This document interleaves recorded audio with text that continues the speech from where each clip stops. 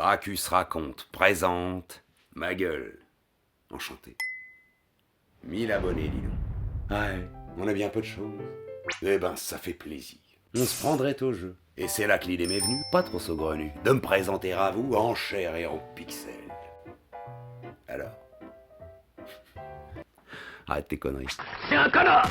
Et qu'à cela ne tienne, rendre hommage au mille vous, qui semblaient partants pour m'écouter jacter chaque dimanche. Merci à tous! En vous interprétant plein feu sur le museau, tout un chapitre de l'histoire de France vu par San Antonio. Ouais, j'arrive pas à résister à San Antonio.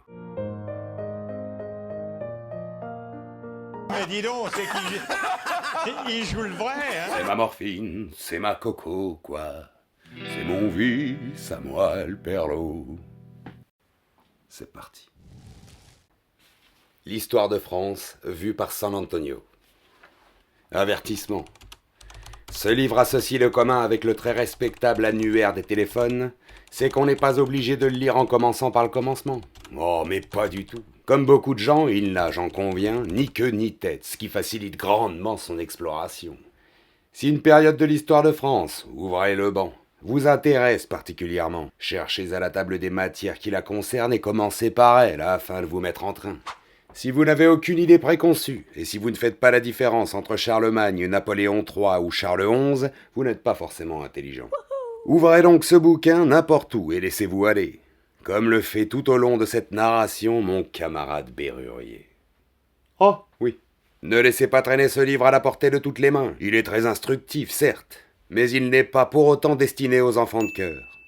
Et si l'aventure les enfants de cœur l'achètent, j'y compte bien d'ailleurs, qu'ils évitent de le montrer à leurs parents.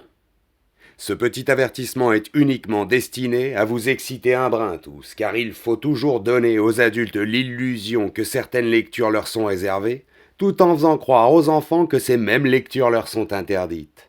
De cette façon, les uns et les autres achètent le livre en grand secret, et ça fait marcher l'édition. Cela dit, il est bon d'avoir 2 ouvrages de cette épaisseur par ménage, ne serait-ce que pour asseoir dessus les chérubins qui, là, s'étudient le piano. Tant de gens se sont déjà assis sur l'histoire de France.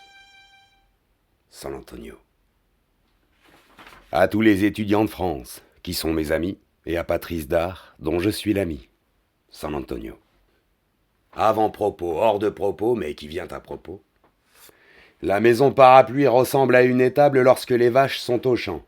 C'est que depuis quelques jours, les malfaiteurs ne malfont plus. En effet, ils ont entrepris une grève revendicative pour protester contre la multiplication des signaux d'alarme dans les banques.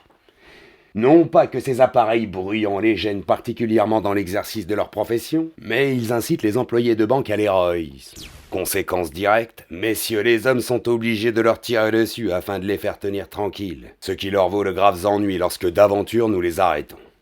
Donc, apathie générale dans les joyeux locaux de la police. On entendrait voler les mouches si les mouches se hasardaient séants. Pas folle les guêpes. Le pied sur le cuir râpé de mon sous-main, les mains croisées sur le ventre dans la pose idéale du privé américain attendant le démarrage du premier chapitre de Série Noire, j'attends pour ma part qu'il soit l'heure d'aller ailleurs. Je rêvasse à le futur probable, quand l'époque vous paraît un peu fallace. Il est bon de se réfugier dans l'avenir. Je me dis que plus tard, on sera sorti de la grande torpeur saccharinée. Les marchands de bagnoles vendront des fusées d'occasion. Il y aura des panneaux cosmiques pour aller récupérer les gus en rade entre Mars et Vénus. Les congés payés pique-niqueront en scaphandre autonome dans la grande ours. Et le panier ne sera pas du rail à coltiner vu l'absence de pesanteur. Notez bien que de nos jours, et sur notre planète de pères de famille, la pesanteur ne nous gêne pas tellement aux entournures. Excepté l'intelligence des gardiens de la paix, il n'a rien de vraiment lourd autour de nous. Le poids du monde, on peut le connaître avec un pèse-lettre. Il suffit de ne pas éternuer au moment de la peser. Ici-bas, tout est plume et silence. Le bruit de notre planète, c'est la rumeur indécise que vous balbutie un coquillage vide. Mais les humains balancent à tout va de grandes poignées de poudre aux yeux. Comme on balance des confettis. Ils naviguent d'illusion en désillusion, vaille que vaille, et c'est forçant de croire qu'ils existent. Il y a des moments pourtant où l'homme moderne se rend compte qu'entre une incongruité de lapin et lui, il n'y a pratiquement aucune différence. C'est quand il descend de sa voiture. Hors de son auto, il est foutu, l'homme moderne. C'est un cul-de-jatte en péril. Il se tue généralement au volant de sa bagnole, mais c'est seulement quand il est à pied qu'il a conscience d'être mortel. Alors il se trouve des excuses, de la qualité de celles qu'inventent les gens de théâtre pour expliquer les mauvaises recettes. Vous les avez déjà entendus bavasser sur la question, les comédiens, les magiciens, les baladins? Un poème, c'est dans ces moments-là qu'il vadrouille dans le vrai lyrisme. Il y aurait un lexique à écrire sur les bonnes formules réconfortantes qui servent de paravent aux échecs. Le public n'est pas venu ce soir parce que 2 points à la ligne. Il fait trop chaud, il fait trop froid, il fait trop de vent.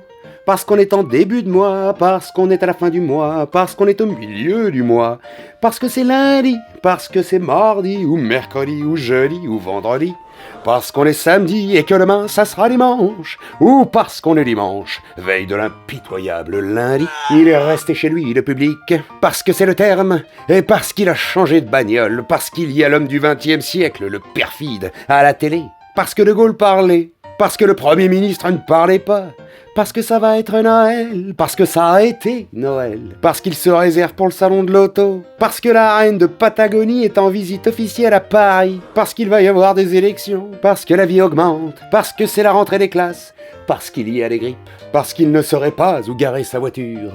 Il n'est pas venu parce que c'est un tocard, un grand crétin multiple et anonyme à la couennerie couleur de muraille où le papier de salle à manger à fleurs. T'as l'air morose, remarque une voix qui fait irrésistiblement songer à des pommes de terre jetées dans l'huile bouillante. Mon valeureux camarade Bérurier vient d'entrer. Ses joues rouges comme des pommes de Californie racontent des hectolitres de Beaujolais. Il porte un complet Prince de Galles dans les verres sombres. Les poches du vêtement sont gonflées d'objets mystérieux et pesants. Bérurier ressemble à un gros âne batté. Sa chemise rose s'orne de trous brunâtres produits par les cigarettes.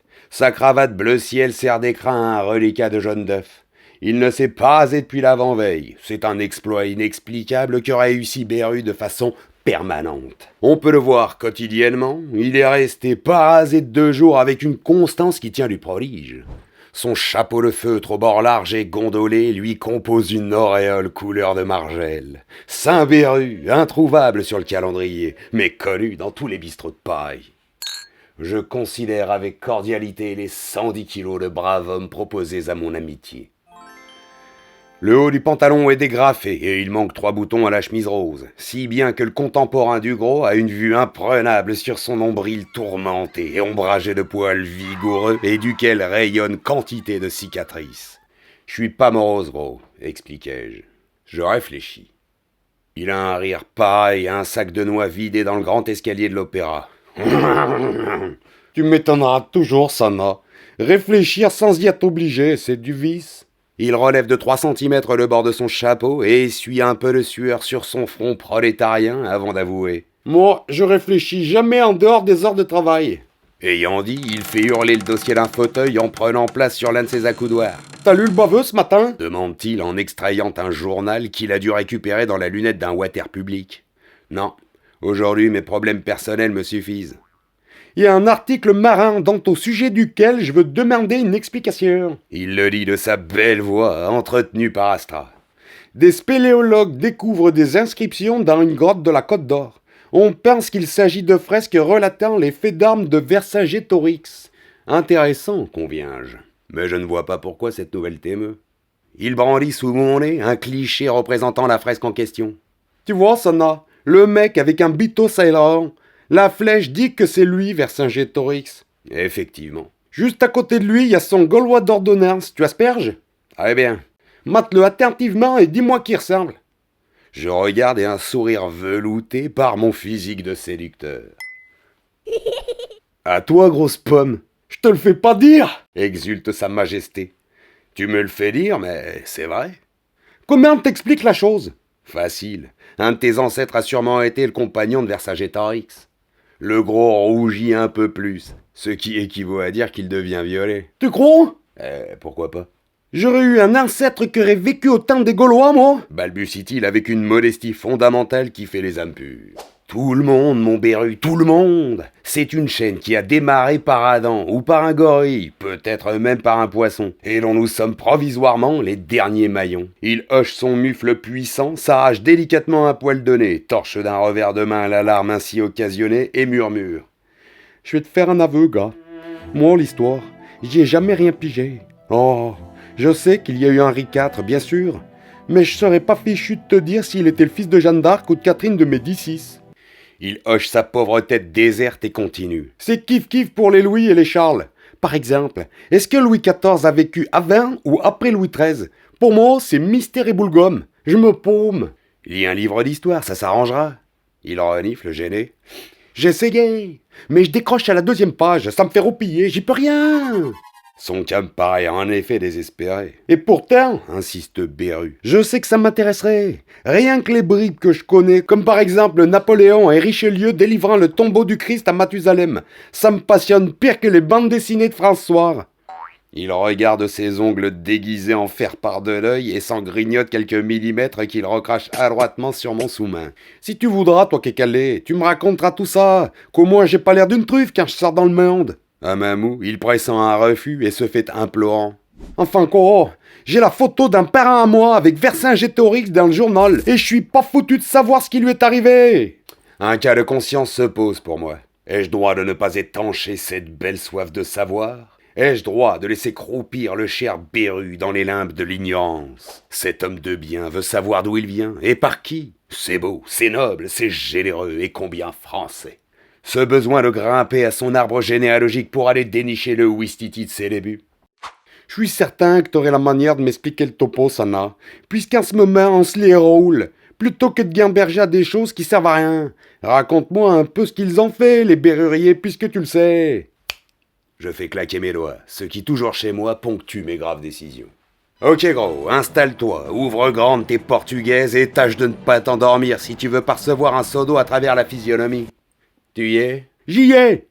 Dac, alors on va commencer par Vercingétorix, puisque c'est lui qui sert toujours de chapitre number 1 dans les manuels.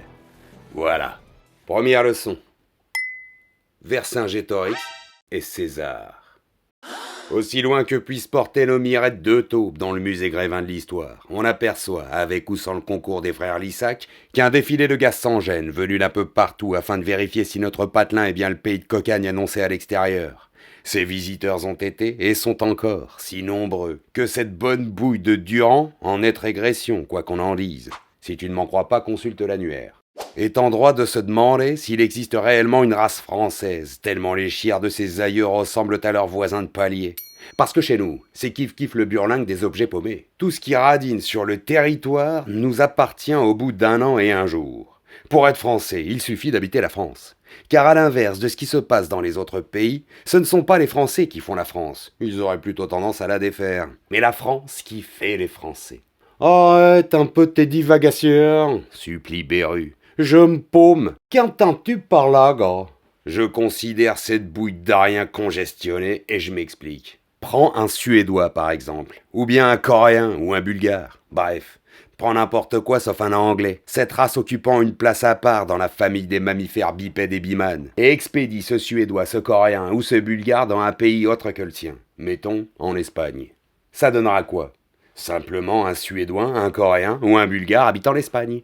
Cette connerie, murmure le gros. Attends. Mais au lieu d'envoyer ces gens-là en Espagne, installe-les à Pondin ou à Garenne-Colombe, et tu obtiendras illico les Français. C'est un mystère, gros. Et c'est ce mystère qui fait que la France est un pays qui ne ressemble pas aux autres. Maintenant, voyons un peu comment elle a démarré, la France. Tu n'es pas sans savoir que jadis, elle s'appelait la Gaule. Fais confiance, ça va revenir, ricane l'énorme. Je poursuis sans tenir compte de son interruption. Quand tu discutes la question avec Monsieur Dupont, tu le vois se rengorger en parlant des Gaulois. Le Gaulois, c'est notre fierté nationale, et pourtant, quand on y regarde de plus près, on se rend compte qu'il était made in Germany, le Gaulois, comme tous les bons appareils d'optique et les chambres à gaz. Seulement, il était à ce point représentatif qu'on l'a annexé définitivement. Je crois que ce qui nous séduit chez lui, c'est son côté master. Il nous rassure, tu comprends? À notre époque de ramolli, faut du poil à la poitrine de notre pédigré. Note bien que j'ignore si les Gaulois ressemblaient vraiment au portrait qu'on nous fait d'eux. Mais pour toujours, le Gaulois restera un grand costaud, avec des lampions bleu candide, des douilles qui lui pendent jusqu'au valseur, des baffis en guilon de course, et un de ces casques à plumes comme on n'en trouve même plus chez le fripier de l'Alhambra. C'est très important la plume dans l'imagerie populaire, Beru. En somme, murmure le Gravos, les Gaulois, c'est comme qui dirait nos Indiens à nous. La formule me paraît judicieuse. Je le dis à Berrurier, qui du coup ne se sent plus. D'ivoire, ça n'a, Enchaîne-t-il. Si le Gaulois était à plume, on peut se demander si la Gauloise était pas à poil. Sa remarque me fait tressaillir. La Gauloise. Quel manuel d'histoire la mentionne, cette humble délasseuse de guerriers, excepté la vaillante Régie des Tabacs? Qui s'est jamais soucié d'elle? Personne. Aucun historien n'a, avant moi, rendu hommage à cette obscure grand-mère. Et si nous n'avions pas la preuve que les Gaulois portaient des cornes, on serait presque en droit de se demander si elle a existé. À Paris, où la femme est roi, comme disait Suzy Solidor. Nul n'a jamais songé à la Lutétienne. Je suis donc heureux et fier de réparer ici cette muflerie des historiens. Eh ben, gronde Berru, continue mon pote, je suis tout oui. Où en étais-je? Ah oui, les Gaulois. C'étaient de vrais sauvages. Ils passaient leur temps à se chicorner entre eux et vivaient du produit de leur chasse et de leur pêche. Les tableaux de chasse, dis gars, le cuisseau de mammouth graveneur, ça doit pas être dégueulasse. Et là au moins, t'en avais pour 2 personnes. Je m'abstiens de lui dire qu'à l'époque gauloise, le mammouth n'existait plus. À quoi bon surmener cet appareil poussif qu'est le cerveau de Berrurier? Les Gaulois n'étaient pas encore abonnés à Maison et Jardin, continuai-je. Ils vivaient dans des huttes au bord des rivières. La villa, ça me suffit, quoi. Comme celle de mon ami Flumet qui s'est installé un wagon désinfecté de la SNCF sur son lot de pêche. Exactement. Les Gaulois ne croyaient pas en Dieu, ils adoraient le soleil. Et pourquoi pas? Les défends mon camarade. Le soleil, au moins. On est sûr qu'il existe. La preuve, on est obligé de se cloquer de la crème Nivea Sul d'argile pour se protéger de ses audaces. Je prends le parti de ne plus relever ces interruptions et de poursuivre contre vents et marées. Leurs prêtres s'appelaient des druides. Ils portaient des robes blanches. T'es sûr que c'était pas des dominicains? Non, ça n'en était pas. Armés d'une faucille d'or, ils allaient cueillir le gui dans les chênes. Berru pousse un barrissement qui fait trembler le couvercle de mon encrier. J'en connais un de druide. Il vend du gui au coin de ma rue pour la Saint-Sylvestre. Mais il porte pas de robe blanche, seulement un futal de velours et une canadienne. Tu vas la fermer, oui, m'insurgeai-je. Il se renfrogne. Ben quoi, je m'intéresse, balbutie mon élève. Je le console d'un clin d'yeux. L'amour de la guerre entraîna les Gaulois hors de la Gaule, en Italie. Ils entrèrent dans Rome et brûlèrent la ville. Je croyais pourtant que Rome était ville ouverte. Pas en ce temps-là. La citadelle de Rome s'appelait le Capitole. Je sais, tranche doctement le gros. Ben oui, s'explique-t-il en découvrant mon air incrédule. Depuis que j'étais mouflé, je savais que Rome était le Capitole de l'Italie. Le Capitole était une forteresse et analphabète. Les Romains s'y étaient barricadés. Les Gaulois ont voulu donner l'assaut à cette forteresse. Une nuit, ils sont arrivés en loose-dé au pied des remparts avec la panoplie du parfait assiégeant. Tout le monde roupillait à l'intérieur du Capitole. Mais les oies qui s'y trouvaient les ont éventés et sont mis à crier. C'était des oies pontificaux? Je ne parle pas de oies, mes doigts, des oies, coin coin. Ah bon? Qu'est-ce qu'elle foutait là? Ta forteresse, c'était un élevage? Ou quoi? Les Romains élevaient des oies en l'honneur de la déesse Junon. Junon, ça devait être quelqu'un dans le genre de Berthe, ma femme. Elle aussi, elle adore les oies. Avec des marrons, comme pour les dindes. Pour en revenir à celle du Capitole, elles ont réveillé les Romains. Ceux-ci sont accourus et ils ont jeté les Gaulois du haut des remparts. Ah! Ce valdingue! Descendez en vous de merde! Un rire aussi large que les fesses d'une couturière illumine la face rubescente de Berrurier. Il imagine l'assaut. Le gag des oies, ça l'a mis de bonne humeur, le chéri. Ça a été le commencement de la fin pour les Gaulois, enchaînai-je. À partir de ce moment-là, ils ont commencé à reculer, et surtout que les Romains devenaient de plus en plus puissants. Un beau matin, les Gaulois se sont retrouvés en Gaule. Comme quoi, ils auraient mieux fait d'y rester et de se foutre la peignée entre eux. Philosophe, mon ami. Quand on se castagne à la maison, on casse peut-être les vitres, mais ça regarde pas les voisins. Pendant un certain temps, ils se sont tenus peinards à boire de l'hydromel. De l'hydromel? Oui. Un spiritueux fabriqué avec du vin et du miel. Ils buvaient ça dans le crâne de leurs ennemis. Ma belle-sœur de Nanterre aussi en fabrique de l'hydromiel, me révèle Berru. Il rigole. Seulement, s'il fallait l'écluser dans le crâne de Piaf de mon beau-frère, ce serait le modèle verre à liqueur pour jeunes filles lymphatiques. Il arriva que les Romains touchèrent un général célèbre. Aussi. Le leur s'appelait Jules César. À la tête de ses troupes, il entreprit la conquête de la Gaule. Comme le nôtre, en somme. Sauf qu'il était d'origine italienne au lieu d'être d'origine allemande. Il fonçait à travers la Gaule comme les panzers en 40. C'est alors que ton petit camarade Vercingétorix s'est manifesté. Il regroupa les troupes gauloises pour s'opposer à l'envahisseur. Il parvint à chasser les légions de César de Gergovie et il les poursuivit jusque dans la Côte d'Or. Je le vois venir. La Côte d'Or avec tous ses vignobles, c'est interne, se pourlèche le valeureux Béru. La Vaune romanée, comparée à l'hydromel, tu permets? C'est tentant. Mais ça ne porta pas chance à Vercingétorix. Battu par les troupes de César, il se réfugia dans Alésia. César fit le siège de la ville, et Vercingétorix dut se rendre pour éviter à ses hommes de mourir de faim. Monté sur son plus beau cheval, il alla déposer ses armes aux pieds de César.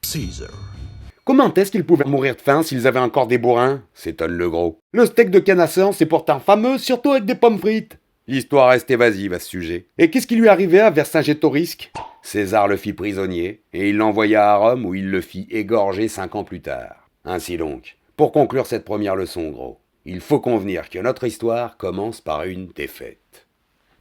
Ce qui n'empêche qu'à l'heure où tu causes, tout le monde chez nous a sa bagnole et son poste de télé. Tranche le Maus. C'était Gracchus raconte, lisant du Sana. Je posterai la suite de ce délicieux opus de l'histoire de France par chapitre dans les Nouvelles Mercuriales. Merci encore aux 1000 abonnés qui donnent une raison d'être à cette chaîne, dont je compte bien continuer d'emplir les étagères de tous ces chefs-d'œuvre de grand-papa, ainsi que de quelques âneries de ma petite industrie. Oublie pas de mettre en commentaire ton interprétation de ma révérence. À tantôt.